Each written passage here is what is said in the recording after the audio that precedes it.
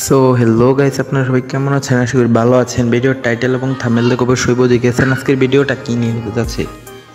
আজকে আমি দেখাবো কিভাবে স্যাডের মেমোরি কতটুকু পড়েছে, মোবাইলের সাথে যে মেমোরিটা থাকে তো সেই মেমোরিটা কতটুকু পড়েছে, তো এই ভিডিওটার মাধ্যমে আজকে দেখাবো। ভিডিওটি না টেনে লাস্ট অবধি দেখতে থাকুন।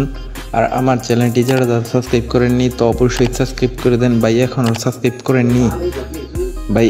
এরকম নিত্য নতুন ভিডিও পেতে চাইলে অবশ্যই সাবস্ক্রাইব করে দেন আর পাশের বেল বাটনটি বাজিয়ে দেন। তাহলে চলুন ভিডিওটি শুরু করা যাক।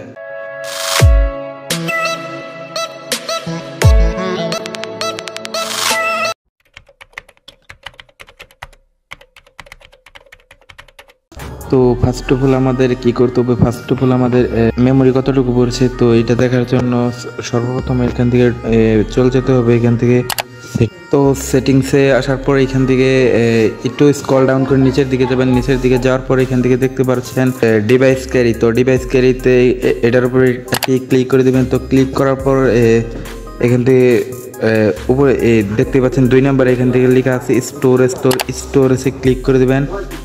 স্টোরেজে ক্লিক করার পর এখান থেকে দেখতে পাচ্ছেন 24 জিবি পড়েছে। তো এখান থেকে আমি 3 লাইনে ক্লিক করে দেবেন। 3 লাইনে ক্লিক করার পর এখান থেকে দেখতে স্টোরেজ সেটিংস, তো স্টোরেজ সেটিংসে ক্লিক করে দেবেন। তো ক্লিক করার পর লোডিং নেওয়ার পর এইটুকু পড়েছে। এখান থেকে দেখতে পাচ্ছেন 32 জিবির মধ্যে এখান থেকে পড়েছে 24 জিবি 100%-এর মধ্যে এখান থেকে 75% পড়েছে। তো এখান থেকে দেখতে পাচ্ছেন এই স্যাডের মেমোরি কতটুকু জায়গা খেয়েছে, প্লে স্টোরের অ্যাপসে কতটুকু জায়গা খেয়েছে, এখান থেকে গেমসে খেয়েছে কতটুকু, তারপরে মিউজিক অ্যান্ড অডিওতে কত খেয়েছে, তারপরে এখান থেকে ফন্ট অ্যান্ড ভিডিওতে কতটুকু জায়গা খেয়েছে। তো এখান থেকে দেখতেই পাচ্ছেন। এই ছিল আজকে ছোট্ট ভিডিওটি ভালো লাগলে অবশ্যই লাইক কমেন্ট সাবস্ক্রাইব করে পাশে থাকবেন আর অবশ্যই সাবস্ক্রাইব করবেন।